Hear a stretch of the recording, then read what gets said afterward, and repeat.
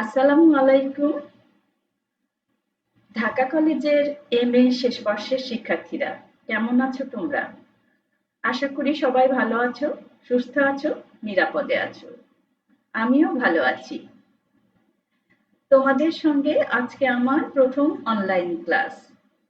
আশা করছি সবাই আমার ক্লাস দেখবে এবং পড়াশোনা শুরু করে দিবে। তো চলো আজকের ক্লাসে যাই। শিক্ষার্থীরা, প্রথমেই আমি তোমাদেরকে আমার অনলাইন ক্লাসে স্বাগত জানাচ্ছি। আজকে আমি ক্লাস নিব এমএ শেষ বর্ষের। যে বিষয়টি আমি পড়াই তার শিরোনাম আন্তর্জাতিক আইন। বিষয়টির কোড ৩১-১৫-১৩। শিক্ষার্থীরা, তোমরা সবাই আমাকে চেনো, আমার নাম জানো, তবু ছোট্ট করে একটু পরিচয় দিয়ে দিই। আমি জাহিদা সুলতানা, সহযোগী অধ্যাপক, ইতিহাস বিভাগ, ঢাকা কলেজ, ঢাকা। তো তোমরা দেখছো যে আমাদের মাস্টার্স শেষ বর্ষে যে বিষয়ের শিরোনাম আমি যেটি পড়াবো সেটি হচ্ছে আন্তর্জাতিক আইন। শিক্ষার্থীরা, তোমরা ফার্স্ট ইয়ার থেকে ফোর্থ ইয়ার পর্যন্ত যে সমস্ত বিষয় পড়েছো সবই ছিল কোনো না কোনো দেশের ইতিহাস। তোমরা বাংলাদেশের ইতিহাস পড়েছো বা বাংলার ইতিহাস পড়েছো, দক্ষিণ এশিয়ার ইতিহাস পড়েছো, তারপরে তোমরা ইসলামের ইতিহাস পড়েছো, ইউরোপ পড়েছো, ইংল্যান্ড পড়েছো, আফ্রিকা পড়েছো, মার্কিন যুক্তরাষ্ট্র পড়েছো। তো তোমরা বিভিন্ন দেশের ইতিহাস পড়েছো। এখন মাস্টার্সে যে 7টি বিষয় সেগুলো প্রথম যে তোমার বিষয়টি সেটি হচ্ছে হিস্টোগ্রাফি। হিস্টোগ্রাফি বাদে অন্যগুলো হচ্ছে কোনো না কোনো দেশের ইতিহাস। এই আন্তর্জাতিক আইন যে বিষয়টি তোমরা পড়বে সেটি একটি ভিন্ন ধরনের বিষয়। এতদিন তোমরা যা পড়েছো তার থেকে আলাদা। তো এই বিষয়টি আমরা মাস্টার্সে পড়বো, আমি তোমাদেরকে এটি পড়াবো। তো প্রথমেই আমরা যেটা দেখি এটার সিলেবাসটা একটু দেখে নিই। আমি ডিটেলে দেখাবো না, সময় নষ্ট হবে। আমি হচ্ছে তোমাদের শুধু হেডলাইন গুলো একটু বলে দিই। এই বিষয়টির নাম তোমরা দেখতে পাচ্ছ এখানে যে ইন্টারন্যাশনাল ল। এইটা হচ্ছে তোমাদের হচ্ছে মার্কস হচ্ছে 100, বিষয় কোড আগেই বললাম 31-15-13। তোমাদের হচ্ছে এক্সাম যে ডিউরেশন সেটা 4 ঘন্টা। তো আমরা অত ডিটেলে না গিয়ে কোন কোন চ্যাপ্টার রয়েছে সেটা একটু দেখি। প্রথম চ্যাপ্টারটি হচ্ছে international law, concept, importance, subject matter. দ্বিতীয় চ্যাপ্টারে আছে এভলিউশন। তৃতীয় চ্যাপ্টারে রয়েছে সোর্স অফ ইন্টারন্যাশনাল ল। চতুর্থ চ্যাপ্টারে রয়েছে relations between international and municipal law. পঞ্চম চ্যাপ্টারে রয়েছে দ্য স্টেট। ষষ্ঠ চ্যাপ্টারে রয়েছে রিকগনিশন অফ স্টেট। সপ্তম চ্যাপ্টারে রয়েছে স্টেট সাকসেশন। অষ্টম চ্যাপ্টারে রয়েছে ইন্টারভেনশন। নবম চ্যাপ্টারে রয়েছে modes of acquiring and losing state territory. দশম চ্যাপ্টারে রয়েছে রিভার্স। আর হচ্ছে 11তম চ্যাপ্টারে রয়েছে maritime belt and open C. এর পরের চ্যাপ্টার ডিপ্লোম্যাটিক এজেন্টস। তারপরের চ্যাপ্টার হচ্ছে এক্সট্রাডিশন। তারপরেরটা হচ্ছে পলিটিক্যাল অ্যাসাইলাম এবং সবচেয়ে শেষ চ্যাপ্টার যেটি সেটি হচ্ছে ওয়ার অ্যান্ড ইন্টারন্যাশনাল ল। তো শিক্ষার্থীরা, তোমরা দেখছো যে অনেকগুলো চ্যাপ্টার এই বিষয়টির মধ্যে রয়েছে। তো হচ্ছে তোমরা হচ্ছে 7 কলেজের যে ওয়েবসাইট সেখানে গিয়ে সার্চ করলেই এই তোমার সিলেবাসটা ডিটেলে পেয়ে যাবে।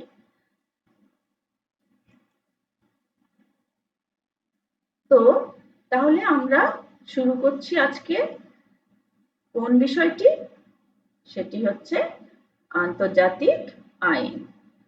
আন্তর্জাতিক আইনের প্রথম চ্যাপ্টারে আমরা কি দেখলাম, যে প্রথম চ্যাপ্টারটা international law, concept, importance, subject matter. প্রথম চ্যাপ্টারে এই অংশগুলো রয়েছে। তো আমি আজ তোমাদের যেটি পড়াবো, আন্তর্জাতিক আইনের সংজ্ঞা এবং রাষ্ট্রীয় আইন ও আন্তর্জাতিক আইনের মধ্যে পার্থক্য। অ্যাকচুয়ালি যদি আমরা আন্তর্জাতিক আইনের সংজ্ঞা এবং রাষ্ট্রীয় আইনের সঙ্গে এর কি পার্থক্য সেটা পড়ি, তাহলে মোটামুটি একটা ধারণা চলে আসবে যে আন্তর্জাতিক আইন কি। তো চলো শুরু করা যাক। আন্তর্জাতিক আইন কি এটি সম্পর্কে জানার আগে আমরা একটু জেনে নিই আইন কি। আইন হচ্ছে কতগুলো নিয়মের সমষ্টি যা নিয়ন্ত্রণ করে জীবন প্রণালী। যে কোনো আইনই হচ্ছে কোনো ব্যক্তি বা গোষ্ঠী বা প্রতিষ্ঠানের আচরণের নিয়ন্ত্রণ।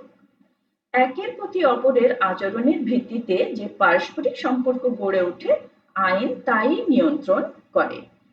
আইনের বাধ্যকরী শক্তিটি আসে রাষ্ট্রের কাছ থেকে, আবার রাষ্ট্রের অস্তিত্ব রক্ষার জন্য এই নিয়মগুলো আবশ্যক। আইন কি করে? আইন ব্যক্তির সঙ্গে ব্যক্তির, ব্যক্তির সঙ্গে রাষ্ট্রের, আবার প্রতিষ্ঠানের সঙ্গে প্রতিষ্ঠানের বা রাষ্ট্রের সম্পর্ক আলোচনা করে।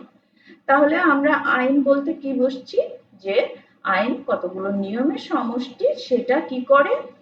ব্যক্তি, গোষ্ঠী বা প্রতিষ্ঠানের আচরণকে নিয়ন্ত্রণ করে, এবং এই আচরণকে নিয়ন্ত্রণ করার জন্য যে একটা বাধ্যকরী শক্তি রয়েছে সেটি হচ্ছে রাষ্ট্র।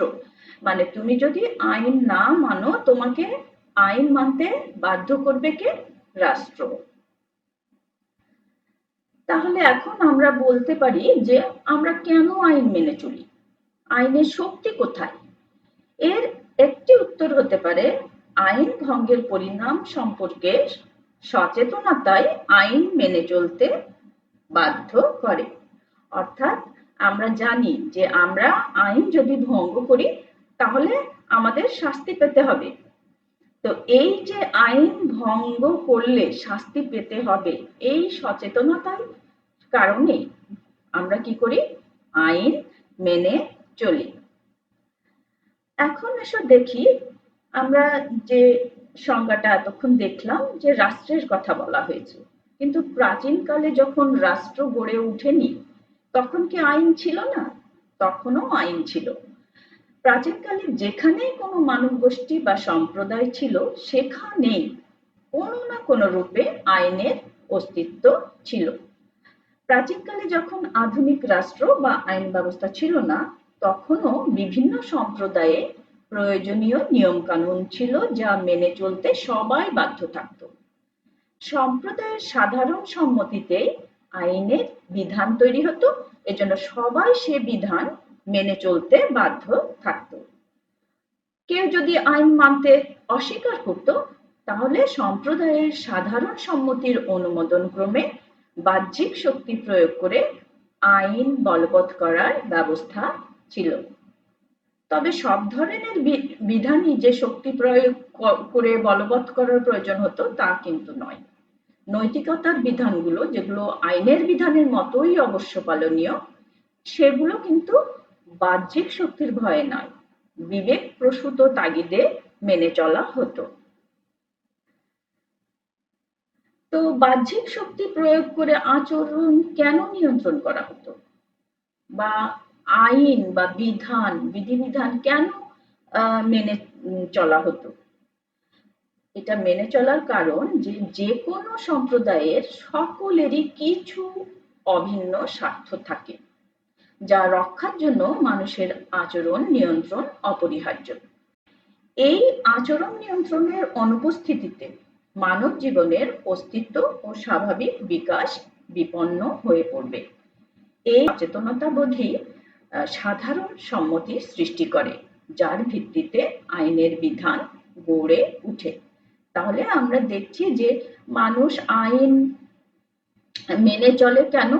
মেনে চলে কারণ আইন না মানলে কি পরিণাম হবে, অর্থাৎ তাকে শাস্তি পেতে হবে, এই সচেতনতা থেকে মানুষ আইন মানে বা মেনে চলে। আর যদি না মানে তাহলে কি করা হয়? বাহ্যিক শক্তি প্রয়োগ করে তার আচরণকে নিয়ন্ত্রণ করা হয়। তো এই নিয়ন্ত্রণটা কেন করা হয়? কারণ কোনো সম্প্রদায়ে বা কোনো জনগোষ্ঠীতে যে মানুষ থাকে তাদের সকলেরই কিছু অভিন্ন স্বার্থ থাকে, যেটাকে রক্ষা করতে হবে। না রক্ষা করলে কি হবে? মানব জীবনের অস্তিত্বই হচ্ছে বিপন্ন হয়ে পড়বে। এই যে সচেতনতা বোধ, এটা থেকেই সাধারণ সম্মতি সৃষ্টি হয়। সাধারণ সম্মতি মানে মেজরিটির সম্মতি সৃষ্টি হয় এবং তার ভিত্তিতে আইনের বিধান গড়ে ওঠে। এখন প্রশ্ন উঠতে পারে যে কোনো বিষয়ের উপর জনগোষ্ঠীর সাধারণ সম্মতি গড়ে ওঠার প্রক্রিয়া কি সহজ, অথবা শতকরা 100 জনই কি একমত হতে পারে? কোনো একটা বিষয়ে কি 100 জন একমত হতে পারে? এর উত্তরে বলা যায় যে কোনো নির্দিষ্ট বিষয়ে কোনো জনগোষ্ঠীর শতকরা 100 জন একমত নাও হতে পারেন। আবার সবার প্রকাশ্য সম্মতি প্রমাণ করাও সোজা না। তাই যে বিধান মোটামুটিভাবে সবার নিকট গ্রহণযোগ্য বলে প্রতীয়মান হয়, সেই বিধানের প্রতি সবার না হলেও সংখ্যাগরিষ্ঠের প্রকাশ্য বা প্রচ্ছন্ন সমর্থন আছে বলে ধরে নেওয়া হয়। সুতরাং কোনো সমাজ বা রাষ্ট্রে যে বিধান বা যে প্রথা যুগ যুগ ধরে বিভিন্নভাবে প্রতিষ্ঠা লাভ করেছে, সে বিধানকে সাধারণ সম্মতির প্রতিফলন বলা যায়। এই যে আমাদের সমাজে যা কিছু সৃষ্টি হয়েছে, যেমন বিভিন্ন মূল্যবোধ সৃষ্টি হয়েছে এবং তার ভিত্তিতে গড়ে উঠেছে আইন ব্যবস্থা, রাষ্ট্র ব্যবস্থা, রাষ্ট্রের বিভিন্ন অঙ্গ, যেমন হচ্ছে আইন পরিষদ, আদালত, নির্বাহী বিভাগ, এই সব কিছুর পিছনেই কি রয়েছে? প্রচ্ছন্নভাবে রয়েছে সাধারণ সম্মতি। তাই রাষ্ট্রীয় আইন প্রণয়ন যন্ত্র ও প্রশাসন যন্ত্রের বৈধতা ও কার্যকারিতা নিয়ে প্রশ্ন ওঠে না। প্রশ্ন ওঠে না আইন প্রয়োগের লক্ষ্যে বাহ্যিক শক্তির ব্যবহার নিয়েও। এই প্রশ্ন কেন ওঠে না? কারণ সাধারণ সম্মতির ভিত্তিতেই কি হয়? এগুলো গড়ে ওঠে। তো এই আলোচনা থেকে আমরা বলতে পারি যে কোনো গোষ্ঠী বা সম্প্রদায়ের সদস্যদের সাধারণ সম্মতি হচ্ছে আইনের মূল ভিত্তি। সম্মতি না থাকলে, সাধারণ সম্মতি মানে মেজরিটির সম্মতি না থাকলে কিন্তু সেই আইন সৃষ্টি হবে না। এই ভিত্তি থেকেই আইন তার বৈধতা লাভ করে। আধুনিক রাষ্ট্রের আইনের মূল ভিত্তিও সেখানে বসবাসকারী নাগরিকদের সাধারণ সম্মতি। মানে প্রাচীনকালে যখন রাষ্ট্র ছিল না, তখনও গোষ্ঠী বা সম্প্রদায়ের সদস্যদের সাধারণ সম্মতিতে আইন প্রতিষ্ঠা লাভ করত বা বৈধতা লাভ করত। তেমনি যখন রাষ্ট্র গঠিত হলো, তখনও কিন্তু আইনের মূল ভিত্তি হচ্ছে কি? সাধারণ সম্মতি। তো সেক্ষেত্রে যে যে যে রাষ্ট্রে বাস করে, মানে যে রাষ্ট্রে বসবাসকারী নাগরিকদের সাধারণ সম্মতি হচ্ছে আইনের, রাষ্ট্রীয় আইনের মূল ভিত্তি। এই সম্মতি নানাভাবে প্রকাশ লাভ করে, যেমন প্রথা, আদালতের সিদ্ধান্ত, আইন পরিষদ কর্তৃক প্রণীত আইন ইত্যাদি। তাহলে আমরা দেখছি যে প্রাচীনকালে যখন রাষ্ট্র গঠিত হয়নি, তখনও আইন ছিল বিভিন্ন গোষ্ঠী ও সম্প্রদায়ের সাধারণ সম্মতি ছিল আইনের মূল ভিত্তি। তেমনি ভাবে রাষ্ট্র গঠনের পর রাষ্ট্রের নাগরিকদের সাধারণ সম্মতি থেকে যে আইন সৃষ্টি হয় সেটি হচ্ছে রাষ্ট্রীয় আইন। এখন এসে দেখি যে আন্তর্জাতিক আইন কি। এতক্ষণ আমরা আন্তর্জাতিক আইন পড়িনি, কি বললাম? যে আইন বলতে কি বুঝায়, সেখানে আমরা দেখলাম আইন হচ্ছে আচরণের নিয়ন্ত্রক, এটা একটা দিক। আর একটা কি দেখলাম যে আইন হচ্ছে আইনের মূল ভিত্তি হচ্ছে কি সাধারণ সম্মতি। তো এখন দেখি আন্তর্জাতিক আইন সম্পর্কে একটুখানি দেখি আমরা। আন্তর্জাতিক আইন কি?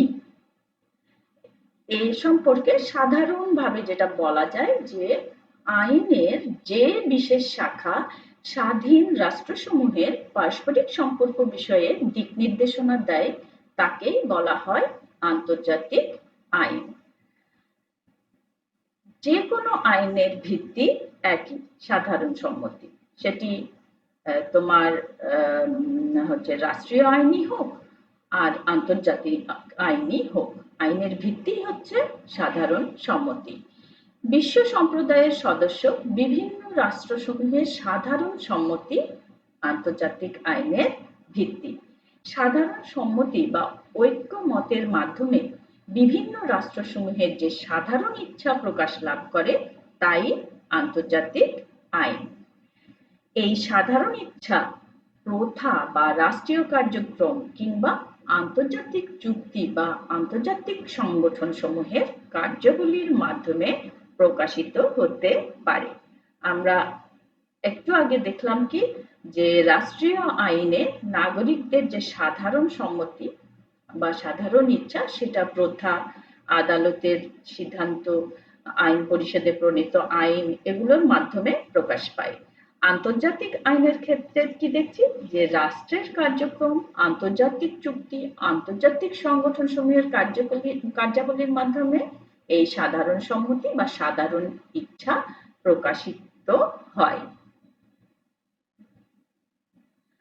কোনো সাধারণ জনগোষ্ঠীতে যে কারণে আইনের প্রয়োজন দেখা দেয় এবং পরবর্তীতে আইন সৃষ্টি হয়, একই কারণে আন্তর্জাতিক আইনও সৃষ্টি হয়। রাষ্ট্রের প্রত্যেক নাগরিক যেমন একটি আলাদা সত্তা, তেমনি বিশ্ব পরিমণ্ডলে এক একটি রাষ্ট্র বিশেষ সত্তায় পরিণত হয়েছে। এই সত্তাসমূহ নিজেদের অভিন্ন স্বার্থ রক্ষার জন্য বৃহত্তর প্রয়োজনে পারস্পরিক আচরণ ও সম্পর্ক নিয়ন্ত্রণকারী আইন সৃষ্টি করে। এখন আমরা একটু দেখব আন্তর্জাতিক আইনের সংজ্ঞা। প্রাচীনকালে আন্তর্জাতিক আইন বলতে এমন কতগুলো নিয়ম নীতির সমাহারকে বোঝাতো যেগুলো দ্বারা দুই বা ততোধিক রাষ্ট্রসমূহের মধ্যে সম্পর্ক নির্ণয় করা হতো। এই নিয়ম নীতিগুলির অধিকাংশই ছিল প্রথাভিত্তিক এবং চুক্তির উপর প্রতিষ্ঠিত। তখন শুধুমাত্র রাষ্ট্রসমূহের মধ্যে সম্পর্কিত নিয়ম নীতিকেই আন্তর্জাতিক আইন বলা হতো। তাহলে প্রাচীনকালে এক রাষ্ট্র আরেক রাষ্ট্রের সঙ্গে যে সমস্ত নিয়ম নীতি দ্বারা নিজেদের মধ্যেকার সম্পর্ক নির্ণয় করত সেগুলোই হচ্ছে আন্তর্জাতিক আইন। এই সমস্ত নিয়ম নীতিকেই আন্তর্জাতিক আইন বলা হতো। সময়ের বিবর্তনে অন্যান্য আইনের মতো আন্তর্জাতিক আইনও পরিবর্তিত হয়। বিশেষ করে দ্বিতীয় বিশ্বযুদ্ধের পরে আন্তর্জাতিক আইনের ধারণায় পরিবর্তন লক্ষ্য করা যায়। এ সময় আন্তর্জাতিক আইনের আওতাধীন বিষয়গুলো বিস্তৃত হয়। আন্তর্জাতিক আইনের আওতায় আন্তর্জাতিক সংগঠনসমূহের সাংগঠনিক কাঠামো এবং কার্যাবলী সংক্রান্ত নীতি স্থান পায়। ফলে আন্তর্জাতিক আইনকে পুনরায় সংজ্ঞায়িত করার প্রয়োজন হয়ে পড়ে। সাধারণভাবে বলা যায় যে আন্তর্জাতিক আইন হচ্ছে সেই সমস্ত বিধিবিধান ও রীতিনীতির সমষ্টি যা বিভিন্ন রাষ্ট্র মেনে চলতে আইনত বাধ্য মনে করে এবং পারস্পরিক সম্পর্কের ক্ষেত্রে সাধারণত মেনে চলে। তাহলে শিক্ষার্থীরা লক্ষ্য করো যে এখানে বলছে যে যে সমস্ত বিধিবিধান রীতিনীতি কি করে রাষ্ট্রগুলো মেনে চলতে আইনত বাধ্য মনে করে, তার মানে তারা নিজেরাই এই সমস্ত বিধিবিধান রীতিনীতি মেনে চলে, স্বেচ্ছায় মেনে চলে, তাকে কেউ বাধ্য করে না। এবং এই যে পারস্পরিক সম্পর্কের ক্ষেত্রে তারা এটা সাধারণত মেনে চলে। তবে আন্তর্জাতিক আইন বিশেষজ্ঞরা বিভিন্নভাবে আন্তর্জাতিক আইনের সংজ্ঞা নির্ধারণ করেছে। সেইগুলো দেখলে আমাদের আন্তর্জাতিক আইন সম্পর্কে ধারণা আরেকটু পরিষ্কার হবে। তো এসো আন্তর্জাতিক আইনের সংজ্ঞা বিভিন্ন আন্তর্জাতিক আইন বিশেষজ্ঞ যেভাবে দিয়েছেন সেগুলো একটু দেখি। ইংরেজ আইনজ্ঞ লরেন্স বলেন, আন্তর্জাতিক আইন হলো সেই সকল নিয়ম কানুন যা দ্বারা সভ্য রাষ্ট্রগুলো তাদের পারস্পরিক আচার-আচরণ নিরূপণ করে। লর্ড বার্কেনহেডের মতে আন্তর্জাতিক আইন হলো সভ্য সার্বভৌম রাষ্ট্রসমূহ কর্তৃক স্বীকৃত কিছু নিয়মের সমষ্টি, যা রাষ্ট্রসমূহ তাদের পারস্পরিক সম্পর্কের ক্ষেত্রে বাধ্যকরী বলে বিবেচনা করে। এখানে তিনি বাধ্যকরী শব্দটি ব্যবহার করেছেন, যেগুলো রাষ্ট্রসমূহ পারস্পরিক সম্পর্কের ক্ষেত্রে বিবেচনা করে। সেমন্ড আন্তর্জাতিক আইনকে সংজ্ঞায়িত করেছেন প্রথাগত আইনের একটি বিশেষ প্রজাতি হিসেবে, যা প্রতিষ্ঠিত হয়েছে আন্তর্জাতিক সম্মতির মাধ্যমে। তার এই সংজ্ঞার সূত্র ধরে এই সম্মতিকে দুভাগে ভাগ করা হয়েছে: প্রকাশ্য সম্মতি, প্রচ্ছন্ন সম্মতি। প্রকাশ্য সম্মতি কিভাবে প্রকাশ পায়? বিভিন্ন আন্তর্জাতিক চুক্তির মাধ্যমে। আর প্রচ্ছন্ন সম্মতি কিভাবে প্রকাশ পায়? বিভিন্ন রাষ্ট্র কর্তৃক চর্চাকৃত প্রথা ও রীতিনীতির মাধ্যমে। একই রকম ধারণা পোষণ করেন অধ্যাপক ওপেনহেম। ওপেনহেমের মতে আন্তর্জাতিক আইন হচ্ছে প্রথাগত ও চুক্তিগত আইনের সমষ্টি, যা দ্বারা সভ্য রাষ্ট্রগুলো নিজেদের স্বার্থ সংশ্লিষ্ট বিষয়ে একে অপরের সঙ্গে আইনানুগভাবে আবদ্ধ হয়। হেনিকের মতে আন্তর্জাতিক আইন সাধারণ আইনের সেই সুনির্দিষ্ট নিয়মনীতি যা আন্তর্জাতিক সম্প্রদায় বা গোষ্ঠীর সদস্যদের পারস্পরিক আইনগত সম্পর্ক নির্ধারণ করে। অধ্যাপক হল্যান্ডের মতে আন্তর্জাতিক আইনের মূল কথা হলো ইহা এমন কতিপয় নীতির সমাহার যা রাষ্ট্রসমূহ স্বেচ্ছায় মান্য করে, যদিও তারা শালীনতার জন্য অভ্যাসগতভাবে পালন করে থাকে। তিনি আরো বলেন, রাষ্ট্রসমূহের সাধারণ আইন থেকে এই আইনগুলো পৃথক, কিন্তু রাষ্ট্রগুলো সরকার কর্তৃক সমর্থিত। আন্তর্জাতিক আইনে যে এই সংজ্ঞাগুলো আমরা দেখলাম, এগুলোর চেয়ে আরেকটু বিস্তৃত রূপ পাওয়া যায় জে.জি. স্টার্কের সংজ্ঞায়।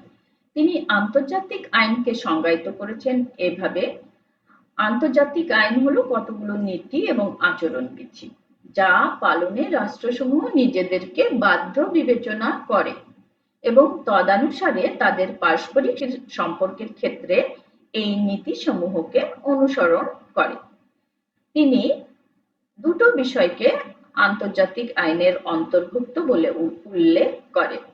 তার একটি হচ্ছে আন্তর্জাতিক সংগঠন ও প্রতিষ্ঠানসমূহের কার্যাবলী এবং রাষ্ট্রসমূহ ও ব্যক্তির সঙ্গে এর সম্পর্ক সংক্রান্ত বিধিবিধান। আর দ্বিতীয়টি হচ্ছে এই সকল আন্তর্জাতিক সংগঠন সমূহের পারস্পরিক সম্পর্ক ও দায়িত্ব কর্তব্য সম্পর্কিত আইন। তো শিক্ষার্থীরা, আমরা এতক্ষণ কি করলাম? আন্তর্জাতিক আইনে বিভিন্ন সংজ্ঞা দেখলাম। বিভিন্ন আইনবিদ বা আন্তর্জাতিক আইন বিশেষজ্ঞ আন্তর্জাতিক আইনের যে সংজ্ঞাগুলো দিয়েছেন সেগুলো আমরা দেখলাম। এই সংজ্ঞাগুলো থেকে আমরা দেখো কয়েকটা বিষয় লক্ষ্য করতে পারলাম। প্রথমটা যেটা বুঝলাম আমরা, যে আন্তর্জাতিক আইন হচ্ছে আন্তর্জাতিক সম্পর্কের নিয়ন্ত্রক, অর্থাৎ এই আইনের দ্বারা রাষ্ট্রগুলো তাদের পারস্পরিক আচার-আচরণ নিরূপণ করে। আরেকটা বিষয় আমরা কি দেখলাম, যে এই আইন রাষ্ট্রের সাথে রাষ্ট্রের সম্পর্ক যেমন নিয়ন্ত্রণ করে, তেমনি রাষ্ট্রের সাথে আন্তর্জাতিক সংগঠন এবং সংগঠন সমূহের নিজেদের মধ্যকার পারস্পরিক সম্পর্ক নিয়ন্ত্রণ করে। এছাড়া আমরা আরো দেখলাম আন্তর্জাতিক আইন কোনো কোনো ক্ষেত্রে সরাসরি ব্যক্তি এবং জাতি বা গোষ্ঠী সত্তার আচরণও নিয়ন্ত্রণ করে। আর একটা গুরুত্বপূর্ণ বিষয় লক্ষ্য করলাম আমরা, মোটামুটি সব সংজ্ঞাতেই যেটা বলা হয়েছে, এই আইন মেনে চলতে রাষ্ট্রগুলো নিজেদেরকে বাধ্যকরী বলে মনে করে। তার মানে কি? তার মানে রাষ্ট্রগুলো এই আইনগুলো বা এই নিয়ম নীতিগুলো স্বেচ্ছায় মেনে চলে। রাষ্ট্রীয় আইনের ক্ষেত্রে আমরা দেখলাম যে আইনের যে বাধ্যকরী শক্তি সেটা কোথায় থেকে আসে? রাষ্ট্রের কাছ থেকে। এই আইনে আমরা দেখছি কি যে বাধ্যকরী কোনো শক্তির কথা বলা হয়নি, এখানে বলা হচ্ছে যে রাষ্ট্রগুলো এগুলো মেনে চলতে নিজেদেরকে বাধ্যকরী মনে করে, অর্থাৎ স্বেচ্ছায় মেনে চলে। এবং শেষ যেটা বিষয় আমরা লক্ষ্য করলাম যে আন্তর্জাতিক সম্মতির মাধ্যমে এই আইন সৃষ্টি হয়, অর্থাৎ এই আইনের ভিত্তি হচ্ছে রাষ্ট্রসমূহের সাধারণ সম্মতি। আমরা রাষ্ট্রীয় আইনে দেখেছি যে রাষ্ট্রের নাগরিকদের সাধারণ সম্মতি হচ্ছে রাষ্ট্রীয় আইনের ভিত্তি, আর এই আইনের ভিত্তি আমরা দেখছি কি রাষ্ট্রসমূহের সাধারণ সম্মতি।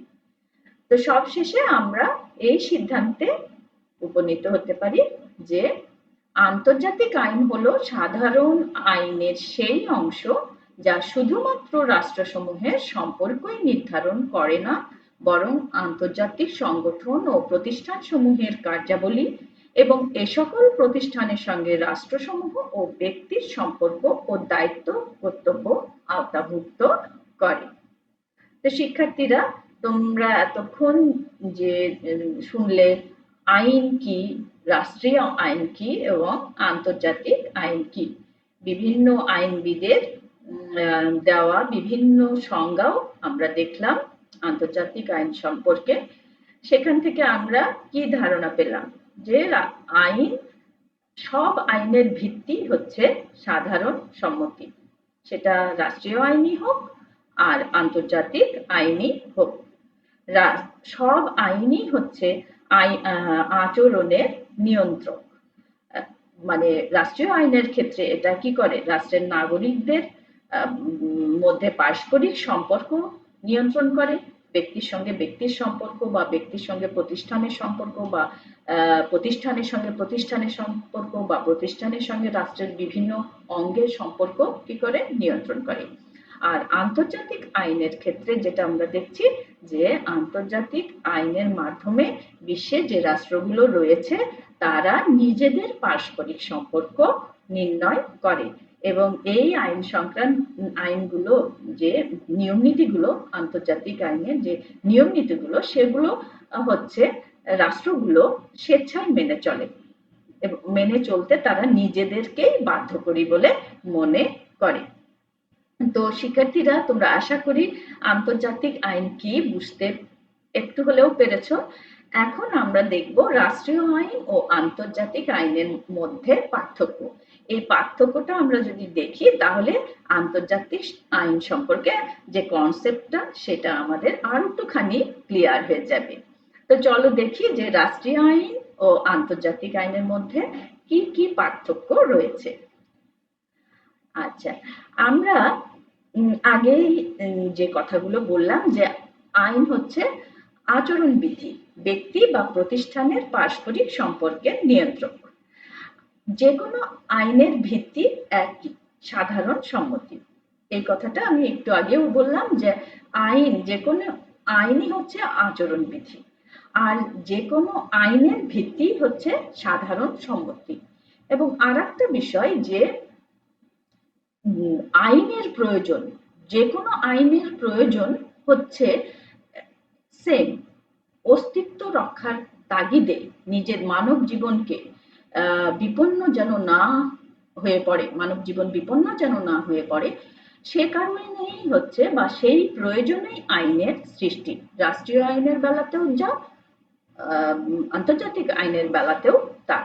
তো এই সমস্ত যে মৌলিক ব্যাপার বা মৌলিক প্রশ্নে রাষ্ট্রীয় আইন ও আন্তর্জাতিক আইনের মধ্যে কোনো পার্থক্য নেই। তবে অবশ্যই এই দুই আইন ব্যবস্থা নিজ নিজ বৈশিষ্ট্য মণ্ডিত। তো যেহেতু দুই আইন ব্যবস্থার বৈশিষ্ট্য কিছুটা হলেও আলাদা রয়েছে, সুতরাং তাদের মধ্যে কি আছে, পার্থক্য রয়েছে। এখন এসো পার্থক্যগুলো দেখি। প্রথমত, রাষ্ট্রীয় আইন কেবলমাত্র নির্দিষ্ট রাষ্ট্রে প্রচলিত। কোথায় প্রচলিত? নির্দিষ্ট রাষ্ট্রে। বাংলাদেশের আইন বাংলাদেশে প্রচলিত, ভারতের আইন ভারতে প্রচলিত, যুক্তরাষ্ট্রের আইন যুক্তরাষ্ট্রে প্রচলিত। এক দেশের আইন অন্য দেশে প্রচলিত হতে পারে না। কারণ কি? যে দেশের আইন সেই দেশের মানুষের চাহিদা, আশা আকাঙ্ক্ষা এবং প্রয়োজন অনুযায়ী সৃষ্টি হয়। এখন যে রাষ্ট্রীয় আইন, এটার দ্বারা কি হয়? রাষ্ট্রের শাসন কার্য পরিচালিত হয়। এই আইন কাকে নিয়ন্ত্রণ করে? কি নিয়ন্ত্রণ করে? এই আইন নিয়ন্ত্রণ করে একটি রাষ্ট্রের সীমানায় অবস্থানরত নাগরিকদের পারস্পরিক সম্পর্ক, কিংবা ব্যক্তির সাথে প্রতিষ্ঠানের বা রাষ্ট্রের সম্পর্ক, অথবা প্রতিষ্ঠানের সঙ্গে প্রতিষ্ঠানের বা রাষ্ট্রের বিভিন্ন অঙ্গের পারস্পরিক সম্পর্ক। মোট কথা, রাষ্ট্রীয় আইন হচ্ছে এমন আইন যেটি একটা নির্দিষ্ট রাষ্ট্রে প্রচলিত থাকে এবং এর দ্বারা সেই রাষ্ট্রের শাসন কার্য পরিচালিত হয় এবং এর দ্বারা সেই রাষ্ট্রের নাগরিকদের আচরণ নিয়ন্ত্রণ করা হয়। অন্যদিকে আন্তর্জাতিক আইন কি? সার্বজনীন, কারণ বিশ্বের সকল রাষ্ট্রের মধ্যেই এই আইন প্রচলিত এবং এই আইনগুলো সব রাষ্ট্রই মেনে চলে। এই আইন বিভিন্ন রাষ্ট্র এবং জাতির মধ্যে পারস্পরিক সম্পর্ক এবং আন্তর্জাতিক সংগঠনের সাথে রাষ্ট্রের পারস্পরিক সম্পর্ক নির্ণয় করে। দ্বিতীয় যে পার্থক্যটা, সেটা আমরা দেখি। একটু আগে যেটা বললাম যে রাষ্ট্রীয় আইনের উৎস হলো জাতীয় চাহিদা, চেতনা ও আশা আকাঙ্ক্ষা, সেই সঙ্গে প্রয়োজন। অর্থাৎ রাষ্ট্রীয় আইন নির্দিষ্ট রাষ্ট্রের ইচ্ছা ও আকাঙ্ক্ষার উপর ভিত্তি করে বা নির্দিষ্ট রাষ্ট্রের প্রয়োজনের উপর ভিত্তি করে প্রতিষ্ঠিত হয়। ইচ্ছা আকাঙ্ক্ষার উপরে এবং প্রয়োজনের উপর ভিত্তি করে প্রতিষ্ঠিত হয়। অন্যদিকে আন্তর্জাতিক আইনের প্রধান উৎস হলো কি? রাষ্ট্রসমূহের সাধারণ সম্মতি, অর্থাৎ বিভিন্ন রাষ্ট্র এবং জাতির পারস্পরিক সম্মতির উপর ভিত্তি করে আন্তর্জাতিক আইন স্থাপিত। এই রাষ্ট্রসমূহ নিজেদের অভিন্ন স্বার্থ রক্ষার জন্য বৃহত্তর প্রয়োজনে পারস্পরিক আচরণ ও সম্পর্ক নিয়ন্ত্রণকারী আইন সৃষ্টি করে। তৃতীয়ত, রাষ্ট্রীয় আইনের লক্ষ্য হলো রাষ্ট্রীয় নাগরিকদের অধিকার সংরক্ষণ করা এবং নাগরিকদের মধ্যে শান্তি শৃঙ্খলা বজায় রাখা। অন্যদিকে আন্তর্জাতিক আইনের লক্ষ্য হলো আন্তর্জাতিক শান্তি ও নিরাপত্তা রক্ষা করা। বিভিন্ন বিষয়কে কেন্দ্র করে রাষ্ট্রসমূহের আচরণের মাধ্যমে আন্তর্জাতিক শান্তি ও নিরাপত্তা যেন বিঘ্নিত না হয় সেটা লক্ষ্য রাখায়, সেটার প্রতি হচ্ছে লক্ষ্য রাখে আন্তর্জাতিক আইন। চতুর্থত, রাষ্ট্রীয় আইন প্রণয়নের জন্য পৃথক প্রতিষ্ঠান রয়েছে। রাষ্ট্রীয় আইন কোথায় প্রণীত হয়? আইনসভায়, আইন পরিষদে বা সংসদে, বা কোনো সার্বভৌম কর্তৃপক্ষ রাষ্ট্রীয় আইন প্রণয়ন করে থাকে। তার মানে রাষ্ট্রীয় আইন প্রণয়নের জন্য সার্বভৌম কর্তৃপক্ষ রয়েছে। আর আন্তর্জাতিক আইন প্রণয়নের কোনো নির্দিষ্ট সংস্থা নাই। এইটা একটা মেজর পার্থক্য, যে রাষ্ট্রীয় আইন প্রণয়নের জন্য সার্বভৌম কর্তৃপক্ষ রয়েছে, সংসদ বা আইনসভা বা আইন পরিষদের মাধ্যমে রাষ্ট্রীয় আইন প্রণীত হয়। কিন্তু আন্তর্জাতিক আইন প্রণয়নের এরকম কোনো নির্দিষ্ট সংস্থা নাই। তাহলে আন্তর্জাতিক আইনের উৎপত্তি কোথায় থেকে হলো? কিভাবে সৃষ্টি হলো? কিভাবে রাষ্ট্রগুলো মেনে চলে? বিভিন্ন প্রথা যেগুলো মানুষ যুগ যুগ ধরে মেনে আসছে বা রাষ্ট্রগুলো মেনে আসছে, সেগুলো চুক্তি, আইনের সাধারণ নীতিসমূহ, আন্তর্জাতিক সৌজন্য, বিচার বিভাগীয় সিদ্ধান্ত ইত্যাদি থেকে এই আইনের সৃষ্টি হয়। পঞ্চমত, রাষ্ট্রীয় আইন অবশ্যই মেনে চলতে হয়। অন্যদিকে আন্তর্জাতিক আইনের প্রতি সম্মান ও শ্রদ্ধা প্রদর্শন করতে হয়। রাষ্ট্রীয় আইন অবশ্যই মেনে চলতে হয়। কেন মেনে চলতে হয়? কারণ তুমি যদি রাষ্ট্রীয় আইন ভঙ্গ করো বা রাষ্ট্রীয় আইন না মেনে চলো, তাহলে কি হবে? তোমার বিরুদ্ধে কি করা হবে? ব্যবস্থা নেওয়া হবে, তোমাকে শাস্তি দেওয়া হবে। কিন্তু আন্তর্জাতিক আইনের প্রতি রাষ্ট্রগুলো সম্মান শ্রদ্ধা প্রদর্শন করে। কারণ রাষ্ট্রীয় আইনে যেমন বাধ্যকরী শক্তি রাষ্ট্র, আন্তর্জাতিক আইনে এরকম কোনো বাধ্যকরী শক্তি নাই। তাহলে আমরা আগের যে পয়েন্টটা দেখলাম, সেখানে দেখলাম রাষ্ট্রীয় আইন প্রণয়নের পৃথক সংস্থা রয়েছে বা পৃথক প্রতিষ্ঠান রয়েছে, সংসদ বা আইনসভাতে প্রণীত হয়। আন্তর্জাতিক আইন প্রণয়নের এরকম কোনো সার্বভৌম কর্তৃপক্ষ নাই। আর একটা পার্থক্য, রাষ্ট্রীয় আইন মেনে চলতে রাষ্ট্রের নাগরিকরা বাধ্য হয়, সেজন্যই মেনে চলে। কারণ সে যদি আইন ভঙ্গ করে, তাহলে তাকে আইন ভঙ্গকারীকে শাস্তি পেতে হবে। অন্যদিকে আন্তর্জাতিক আইনের বেলায় এরকম কোনো ব্যাপার নাই। সুতরাং রাষ্ট্রগুলোকে নিজেদেরকেই কি করতে হয়? আন্তর্জাতিক আইনের প্রতি সম্মান ও শ্রদ্ধা প্রদর্শন করতে হয়। রাষ্ট্রীয় আইনের বিষয়বস্তু হলো রাষ্ট্রের নাগরিক, রাষ্ট্রের সংগঠন ও প্রতিষ্ঠানসমূহ। অন্যদিকে আন্তর্জাতিক আইনের বিষয়বস্তু হলো সার্বভৌম রাষ্ট্রসমূহ, আন্তর্জাতিক সংগঠনসমূহ এবং খুবই সীমিত ক্ষেত্রে ব্যক্তি। ব্যক্তি কিভাবে আন্তর্জাতিক আইনের বিষয়বস্তু, সেটি আমরা যখন আন্তর্জাতিক আইনের সাবজেক্ট করব তখন দেখব। এখন আমরা দেখি যে আন্তর্জাতিক আইনের মূল বিষয়বস্তু হচ্ছে সার্বভৌম রাষ্ট্রসমূহ, এছাড়াও আন্তর্জাতিক সংগঠন সমূহ এবং খুবই সীমিত ক্ষেত্রে হচ্ছে ব্যক্তি। তবে আন্তর্জাতিক সংগঠন সমূহ আন্তর্জাতিক আইনের বিষয়বস্তু হওয়া সত্ত্বেও আন্তর্জাতিক আদালতে কোনো মামলার পক্ষ হতে পারে না। আর আন্তর্জাতিক আইনে ব্যক্তি ও রাষ্ট্রীয় প্রতিষ্ঠানের অবস্থা আরো দুর্বল। এরপরের পার্থক্যটি দেখো, রাষ্ট্রীয় আইন প্রয়োগ ব্যবস্থা সুসংজ্ঞায়িত ও নির্ধারিত। যখনই কোনো আইন ভঙ্গ করা হয়, তার জন্য রাষ্ট্র তার নিজস্ব আইন ও আদালতের মাধ্যমে আইন ভঙ্গকারীর বিরুদ্ধে ক্ষেত্রমত শাস্তি, জরিমানা, ক্ষতিপূরণ ইত্যাদি শাস্তির বিধান করে।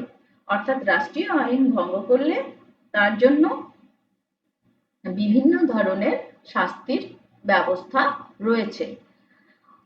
অন্যদিকে আন্তর্জাতিক আইন প্রয়োগের জন্য এখন পর্যন্ত কোনো সুদৃঢ় ব্যবস্থা গড়ে ওঠেনি। অর্থাৎ আন্তর্জাতিক আইন সুষ্ঠুভাবে প্রয়োগ করার দায়িত্ব রাষ্ট্রসমূহের নিজেদের। তোমরা বলতে পারো, কেন আন্তর্জাতিক আদালত আছে? আন্তর্জাতিক আদালত থাকলেও তার এখতিয়ার এখনো রাষ্ট্রসমূহের সম্মতি সাপেক্ষ। এছাড়া রায় প্রয়োগ করার ক্ষেত্রেও খুব সীমিত। রায় প্রয়োগের যে ক্ষেত্র, সেটাও খুব সীমিত। তাহলে কি আন্তর্জাতিক আইন লঙ্ঘন করলে প্রতিকারের কোনো ব্যবস্থা নাই? প্রতিকারের ব্যবস্থা আছে। কিভাবে প্রতিকার করা হয়? আত্মরক্ষা, যৌথ নিরাপত্তা ব্যবস্থার প্রয়োজনে অন্য রাষ্ট্রের বিরুদ্ধে শক্তি প্রয়োগ, আইন ভঙ্গকারীর বিরুদ্ধে নানাবিধ রাজনৈতিক, কূটনৈতিক, অর্থনৈতিক বা বাণিজ্যিক পদক্ষেপ গ্রহণ। এর পরের পার্থক্যটা এসে দেখি, রাষ্ট্রীয় আইনের এখতিয়ার রাষ্ট্রীয় সীমানার মধ্যে, এর বাইরে নয়। রাষ্ট্রীয় আইন কোথায় প্রয়োগ করা হয়? সেই রাষ্ট্রের সীমানার মধ্যে যারা বসবাস করে নাগরিকদের উপর। আন্তর্জাতিক আইন স্বাভাবিকভাবেই এই সীমাবদ্ধতা থেকে মুক্ত, কারণ আন্তর্জাতিক আইনের মূল ভিত্তি হচ্ছে আন্তর্জাতিক সম্প্রদায়ের সাধারণ সম্মতি। তো সুতরাং সেটি কোনো একটি রাষ্ট্রের সীমানার মধ্যে আবদ্ধ থাকতে পারে না। নবমত, পৃথিবীর অধিকাংশ আইনসভাতেই রাষ্ট্রীয় আইন প্রণীত হয় সাধারণ সংখ্যাগরিষ্ঠতায়। কিন্তু আন্তর্জাতিক আইনের ভিত্তি যেহেতু রাষ্ট্রসমূহের সম্মতি, কাজেই আইন বাধ্যকরী হতে হলে সকল রাষ্ট্রের সম্মতি প্রয়োজন। সুতরাং এই ব্যবস্থা অনেক বেশি গণতান্ত্রিক। রাষ্ট্রীয় আইনসভায় যে আমরা দেখি যে আইন প্রণীত হয়, তখন কি হয় যে আইনসভায় একটা বিল উত্থাপন করা হয়, সেটাতে মেজরিটি ভোট পড়ে, তবেই সেটি আইনে পরিণত হয়।